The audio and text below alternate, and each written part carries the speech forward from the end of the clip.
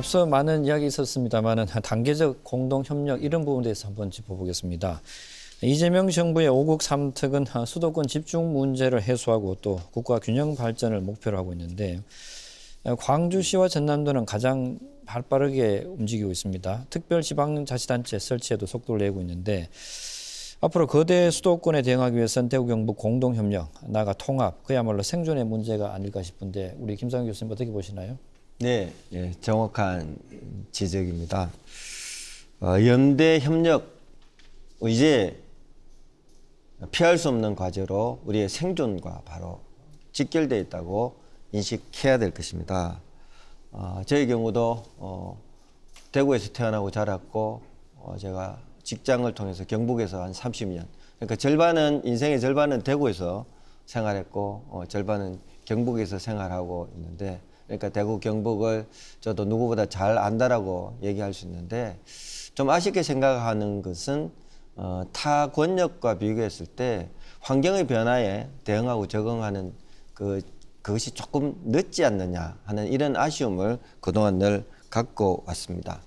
그러나 한때 정권을 탄생시킨 지역으로서 어떤 상대적인 혜택을 우리가 좀 받아왔는지는 모르겠지만 우리 앞에 놓여진 지금의 환경은 참으로 험난하다 이렇게 생각됩니다. 그래서 5국 3특이 어떤 국가균형성장 전략으로 대두된 만큼의 대구 경북의 연대 협력은 피할 수 없는 숙명의 과제라고 생각되는데요.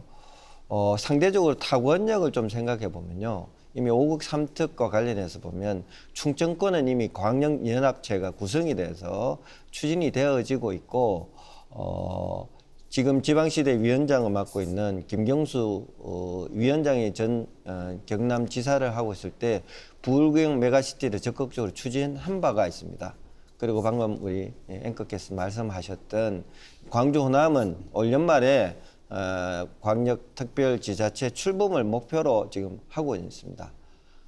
이 정부가 이재명 정부가 강조하고 있는 세 가지가 있으면 소통, 그다음에 속도, 성과, 이 세 가지가 정책 추진에 굉장히 중요한 지표로 삼고 있는데, 그런 측면에서 속도전이 굉장히 중요하다고 생각됩니다.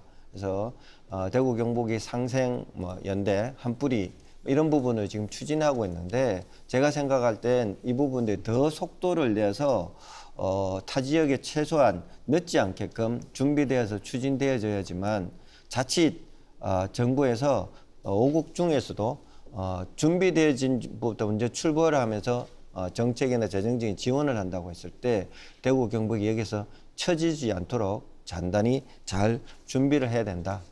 통합은 생존의 문제다라는 걸 다시 한번 강조드리고 싶습니다. 네, 저 민선 8기 TK 통합 사실상 좀 멈춰 있는데, 하지만 대구 경북도 공동협력 TF를 가동하고 있지 않습니까? 또 세계 분야 18개 세부 과제도 발굴했다고 들었는데 어떤 내용을 담고 있습니까, 오준영 실장님?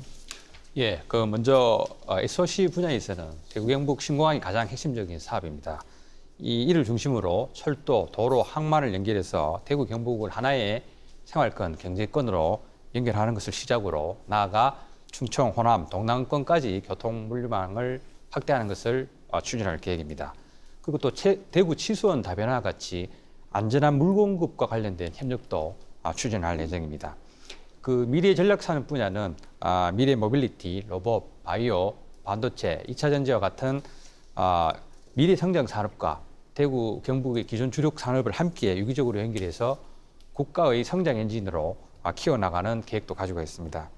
마지막으로 문화관광 분야는 대구 경북의 아름다운 자연환경, 그다음에 역사자원, 그다음에 K컬처 같은 한류 콘텐츠를 잘 융합해서 세계적인 관광 거점으로 키워나가도록 하겠습니다. 네, 경북 입장에서는 어떤 부분 좀 집중적으로 추진하고 있습니까? 네, 앞서 이제 통합의 상황을 말씀하셨지만 이제 지난해 대구 경북 통합의 논의 과정에서 이제 이철우 지사님께서도 많은 고민 속에서도 이러한 통합의 방향은 대구 경북의 거대한 어떤 역사적인 흐름이라고 강조를 했습니다. 아마 그러한 과정과 방향이 있기 때문에 지금 이러한 새로운 상황에 대응한 대구 경북의 공동협력 대응도 잘 되고 있는 것으로 저는 그렇게 생각을 합니다.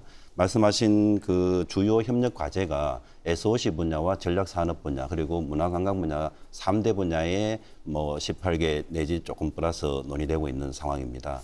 이 부분은 앞서도 설명이 드렸지만 초강력 대응에 관련된 SOC 과제는 정말 중요합니다.